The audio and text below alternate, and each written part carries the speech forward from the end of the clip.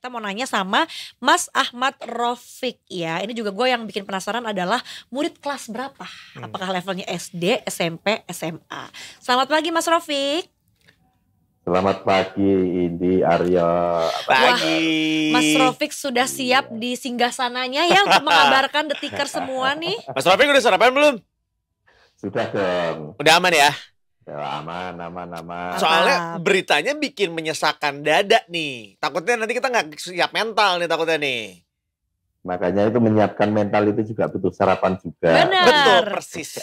Setuju. Untung udah pada fondasian juga di sini ya. Iya betul, karena tragis sekali kan kejadian yang di Grobogan biasanya kalau orang di luar Jawa Tengah lebih mengenal sebagai Purwodadi. Purwodadi. Daerah Purwodadi, iya. Oke. Jadi sama, Grobogan sama Purwodadi sama. Mas Rofik, jadi gimana nih ceritanya? Dengar-dengar kan ada guru perempuan gitu ya yang ngajak mesum muridnya nih. Mungkin boleh diceritakan kronologinya, kemudian juga mungkin boleh dijelaskan ini tuh guru apa, guru SMP, SMA dan seterusnya, atau mungkin siswanya juga nih kayak umur berapa dan dia tuh di kelas berapa? Betul, jadi kejadian ini, peristiwa ini terjadi di Purwodadi.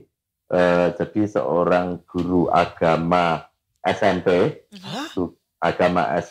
itu mengajak siswanya yang baru kelas 8 atau kelas 2 SMP ya, untuk muridnya laki-laki untuk mengajak mesum. Jadi ini sebenarnya berawal dari murid ini kan kebetulan berpisah dengan orang tuanya. Orang tuanya berada di Kendal, dia dititipkan kepada kakeknya yang berada di Grobogan.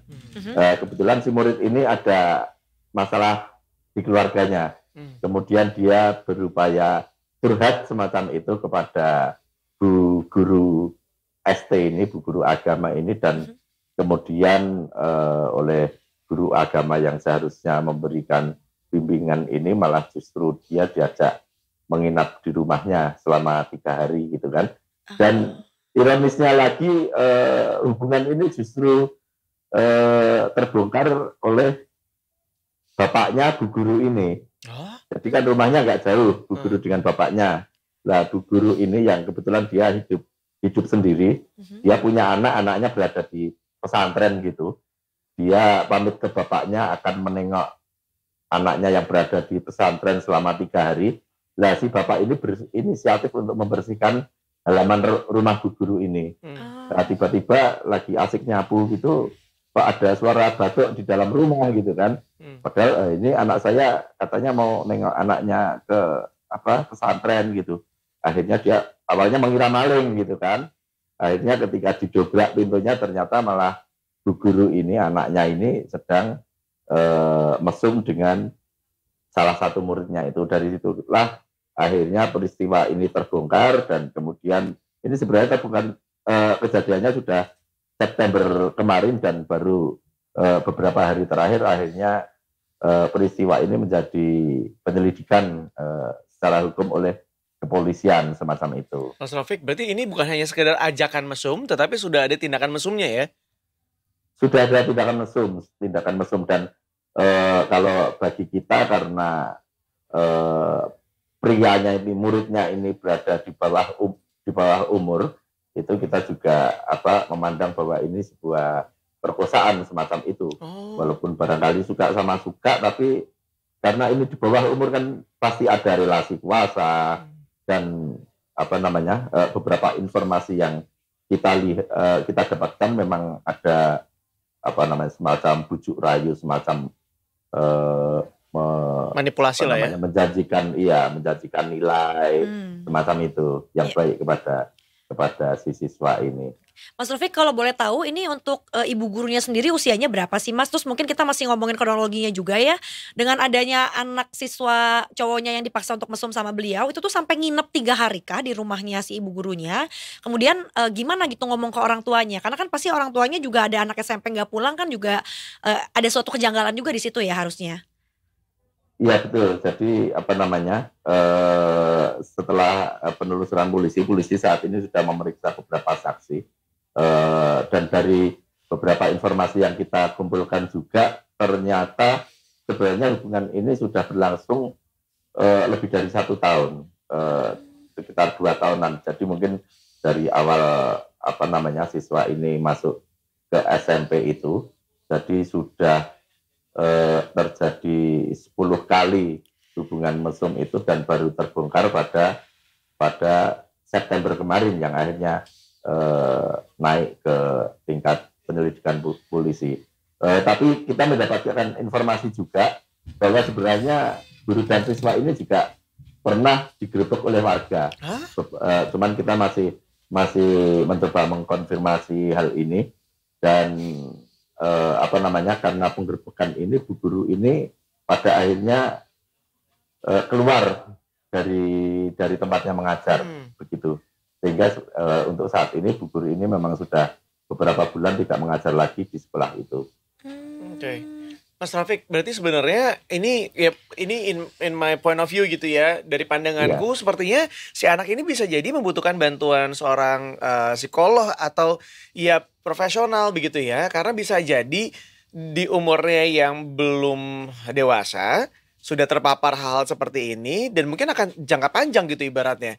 Karena seperti yang disampaikan tadi sudah berulang kali terjadi, sudah 10 kali seperti ini. Dan apalagi dia memiliki kedekatan dengan guru ini karena dia membutuhkan bimbingan. Artinya dia memiliki masalah di rumahnya, di keluarganya, dan dia tidak punya tempat mengadu, tidak punya tempat curhat, sehingga dia akhirnya berinisiatif untuk menjadikan ibu guru ini sebenarnya sebagai tempat curhatnya kan. Pada awalnya seperti itu, pada awalnya siswa ini sudah punya masalah di rumah, apalagi ternyata malah oleh bu guru ini dia dimanfaatkan, dimanipulasi segala macam sehingga melakukan hal-hal yang seharusnya dilakukan oleh orang-orang dewasa, apalagi sampai kegerebek semacam itu, sampai ketahuan, dan ini pasti menimbulkan masalah yang besar. Dan saat ini siswa tersebut dalam kondisi yang tertekan juga, trauma juga. Makanya polisi juga masih harus pelan-pelan untuk menyelidiki hal ini karena si bocah ini juga belum bisa diperiksa secara lancar. Dia masih membutuhkan bimbingan dan pendampingan psikologi yang disediakan oleh unit PPA dari Polres. Ya. Nah kemudian Mas Rafiq, ini juga seperti apa komentar dari keluarganya, meskipun tadi sepertinya terbaca bahwa kondisi keluarganya mungkin kurang memberikan perhatian begitu ya dari untuk sang anak, sehingga akhirnya sang anak kan mencari perhatian di tempat yang lain tapi malah dimanfaatkan juga gitu. Dan apakah sebetulnya hubungan ini karena sudah terjadi katanya setahun lamanya, kemudian sudah 10 kali berbuat mesumnya juga, apa jangan-jangan si anak ini tuh seolah-olah jadi kayak diajak pacaran gitu sama si ibu guru perempuannya ini? Iya, kalau saat ini keluarga sudah menunjuk pengacara juga untuk untuk menangani hal ini, termasuk untuk melaporkan bu guru yang dianggap sudah memperkosa anaknya ini, dan keluarga melalui kuasa hukum saat ini juga sedang menyiapkan untuk melaporkan hal ini ke Komisi Perlindungan Anak KPAI. Kemudian kalau terkait hubungannya seperti apa ya memang ini sedang didalami, karena dari beberapa pemeriksaan saksi juga ternyata anak ini sempat akan dikoskan gitu oleh ibu guru ini. Sempat akan dicarikan tempat kos dengan biaya yang disediakan oleh ibu guru ini, tapi berhubung belum mendapatkan tempat yang representatif semacam itu, makanya ya diinapkan di rumah bu guru ini dengan cara sembunyi-sembunyi semacam itu. Jadi mungkin karena sudah 2 tahun ada tindakan-tindakan manipulatif yang dimana anak ini barangkali ya karena usia yang belum dewasa ya, belum matang, belum bisa berpikir secara bijak semacam itu, sehingga ada kemungkinan dia juga menuruti kemauan dari bu guru ini tadi. Dari pihak sekolah sendiri, Mas Rafiq, apa yang dilakukan oleh pihak sekolah? Apakah sudah melakukan tindakan tegas untuk memberhentikan guru dan murid ini atau seperti apa? Kebetulan ibu guru ini beberapa hari setelah peristiwa ini akhirnya terbongkar, itu sudah langsung mengundurkan diri sebagai guru. Dia resign semacam itu, dan kita sendiri memang sedikit membatasi untuk mewawancarai lingkungan terdekat korban, karena identitas korban ini juga harus kita lindungi. Betul. Apalagi kalau nanti kita ke sekolah semacam itu, jadi ini murid SMP itu ya. Iya, gitu. betul. Kita meminimalisir hal itu juga. Dan mungkin ini harusnya ada pendampingan psikolog juga untuk anak-anak lain, minimal yang satu kelas ya, karena mereka otomatis akan terpapar dengan informasi ini yang tidak seharusnya di umur mereka mendengar hal-hal seperti ini gitu ya. Betul, karena ini masih usia SMP, masih usia yang sekitar 13-an tahun yang betul. Memang seharusnya masih steril ya. Iya, betul. Masih steril dari informasi-informasi yang sebenarnya 18 plus macam itu. Dan kalau untuk korban sendiri saat ini sudah ada pendampingan dari unit PPA Polres, tapi kalau untuk teman-teman korban yang lain yang satu sekolah, kita belum mendapatkan informasinya. Oke. Mas Rafiq, kemudian juga mungkin apakah sempat ditelusuri lebih dalam lagi gitu, karena ini kejadiannya kan antara tadinya guru dengan murid gitu. Apakah sempat terindikasi juga bahwa adanya murid lain yang juga kemungkinan pernah menjadi korban dari guru perempuan tersebut? Sementara belum ada, karena polisi saat ini juga masih terbatas ruang geraknya, belum bisa meminta keterangan secara